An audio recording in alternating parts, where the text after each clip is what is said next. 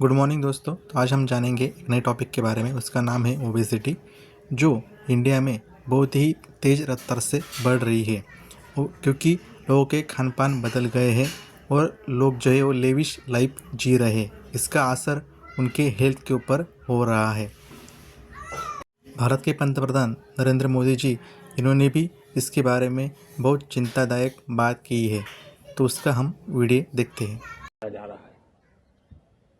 तो मैं एक चिंता भी आपके सामने रखना चाहता हूं। हमारे देश के हर परिवार को चिंता करनी चाहिए।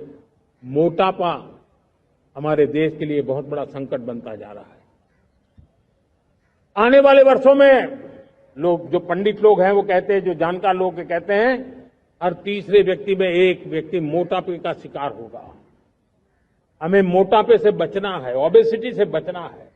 और इसलिए मैंने बाकी सब करना पड़ेगा, लेकिन एक छोटा सा सुझाव दिया था कि परिवार तय करे कि जब खाने का तेल घर में आएगा 10% कम ही आएगा और 10% कम ही उपयोग करेंगे, और हम ओबेसिटी के खिलाफ लड़ाई को जीतने की दिशा में हम अपना योगदान देंगे। वज़न कम करने में सबसे पहली बात जो है, वज़न कम करने से बॉडी का जो मेटाबॉलिज्म प्रोसेस है वो ज़्यादा बढ़ता है, वज़न भी कम होता है। तीसरा, जो इंसुलिन सेंसिटिविटी है उसकी भी मात्रा बढ़ती है, एनर्जी लेवल आती है, ये कॉन्फिडेंस आता है कि मैं एक पतला दुबला इंसान हूँ, जो मेरा बॉडी वेट जो है वो एक आइडियल बॉडी वेट है। और जो लाइफ स्पैन जो है वो भी बढ़ता है कम वज़न होने से।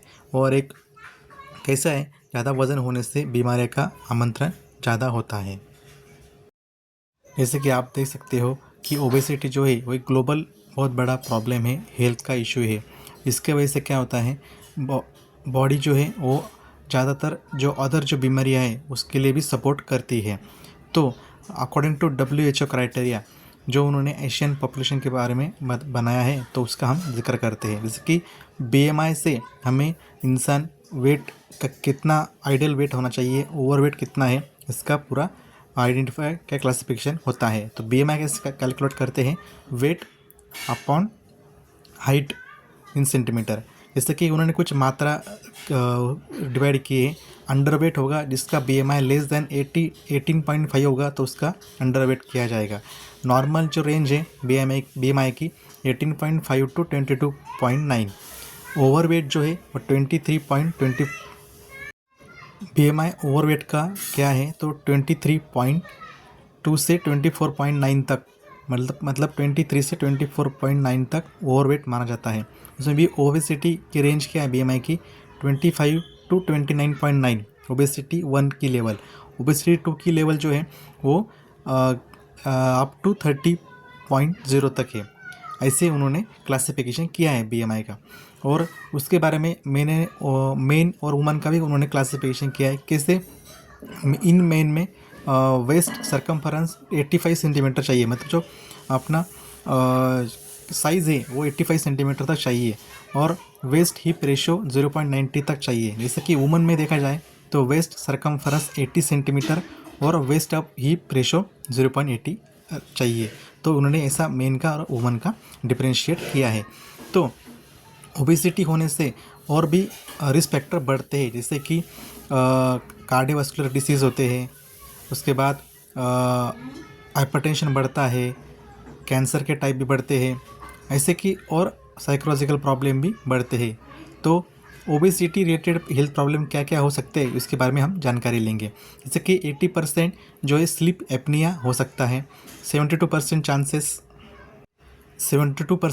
चांसेस है हार्ट डिसीज़ के, 80% चांसेस है टाइप 2 डायबिटीज़ के, 82% चांसेस है यूरिनरी इन्फेक्शन से के, और 47% चांसेस हो सकते हैं नी पेन, और 70% चांसेस है माइग्रेन्स के, 70% चांसेस हो सकते हैं हाई कोलेस्ट्रॉल, 50% है आस्थमा, 90% है एसिड रिफ्लक्स और 29% है गाउट का प्रॉब्लम।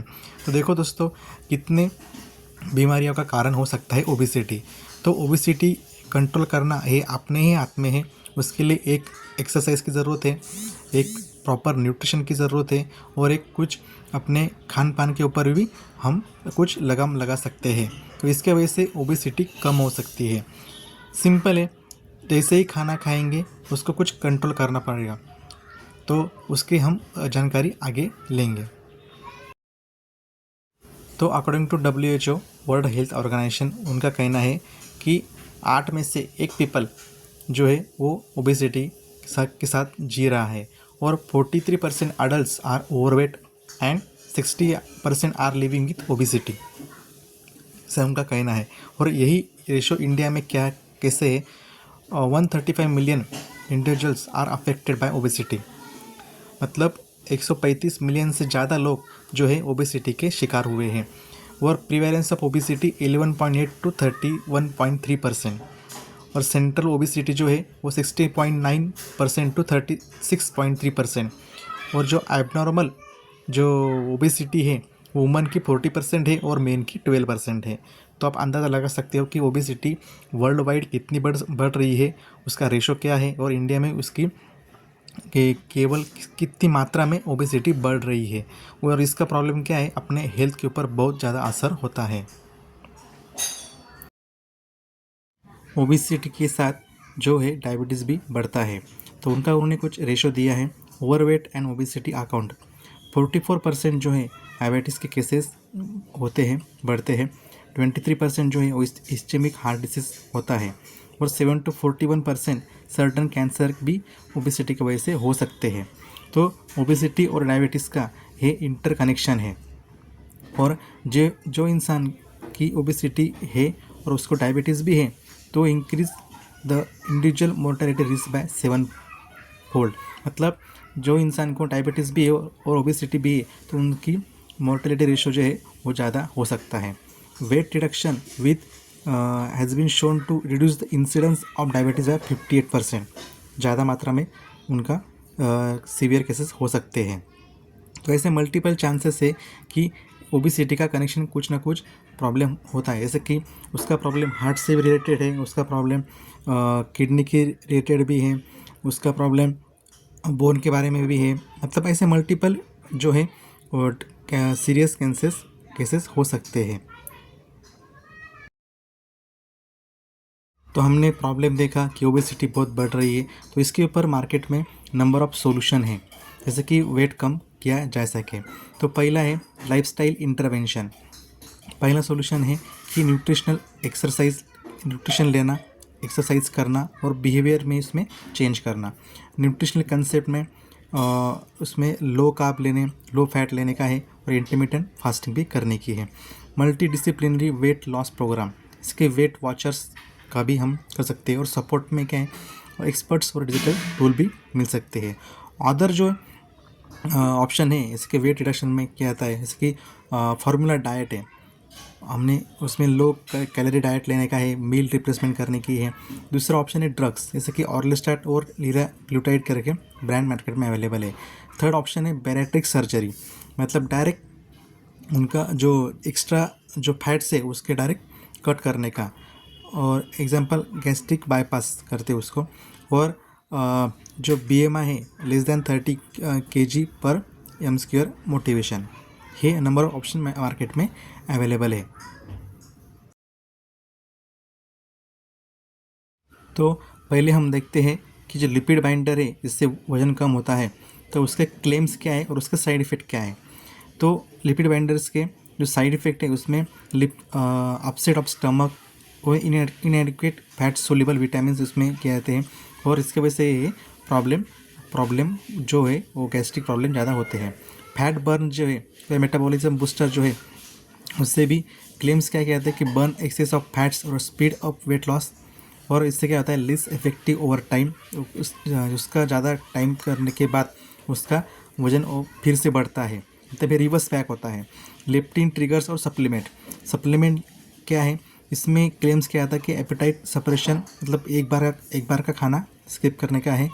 तो इसके साइड इफेक्ट क्या है, too much leptin will cause leptin resistance और लीड ओवरेशन एक्सेसिव फैट स्टोरेज, मतलब एक बार कम करने से ज़्यादा आदमी फिर से। तो सप्लीमेंट लेने से एक बार का मील रिप्लेस करने से तो कुछ 2 या 3 महीने तक के ट्रीटमेंट लेने के बाद फिर से वज़न बढ़ सकता है। और बैरेट्रिक सर्जरी जो है उसका डायरेक्ट कॉस्ट कंज्यूमिंग प्रोसेस है, मतलब इसमें ज़्यादा पैसे लगते भी है और इसके साइड इफ़ेक्ट भी है। तो इसमें सर्जिकल कॉम्प्लिकेशन भी हो सकते हैं और post surgery pregnancy nutritional deficiency भी हो सकती है। मतलब ऐसे मल्टीपल प्रॉब्लम हो सकते हैं। इसकी लिपिड बाइंडर का, फैट बर्नर्स का, लेप्टिन ट्रिगर का और बैरेट्रिक सर्जरी का, इससे नंबर ऑफ ऑप्शन मार्केट में अवेलेबल है। तो हमें ऐसे कुछ चीज़ों के ऊपर काम करना चाहिए कि जिससे साइड इफ़ेक्ट भी ना हो और फ़ायदा तो मिलना ही चाहिए, वज़न तो कम होना ही चाहिए। ऐसे हम सॉल्यूशन उसके ऊपर काम कर रहे हैं और ऐसा सॉल्यूशन मार्केट में भी अवेलेबल है। उसके लिए पहला है एक्सरसाइज करना, दूसरा है प्रॉपर न्यूट्रिशन लेना, तीसरा है प्रॉपर डाइट और फोर्थ है प्रॉपर रेस्ट। ऐसे 4 ऑप्शन से हम वज़न कम कर सकते हैं। सिर्फ इतना ही है, जो मार्केट में जो केमिकल्स प्रोडक्ट अवेलेबल है उससे 1-2 महीने में वज़न कम हो सकता है, पर हम क्लेम करते हैं कि हमारे जो ट्रीटमेंट है, हमारी जो थेरेपी है, इससे 6 महीने में आपका वज़न कम होता। तो ऐसी थेरेपी हमें की है कि इससे 6 महीने में वज़न आपका कम होगा। उससे कोई साइड इफ़ेक्ट भी नहीं है, सिर्फ जो खाना है उसके ऊपर कंट्रोल करना होगा।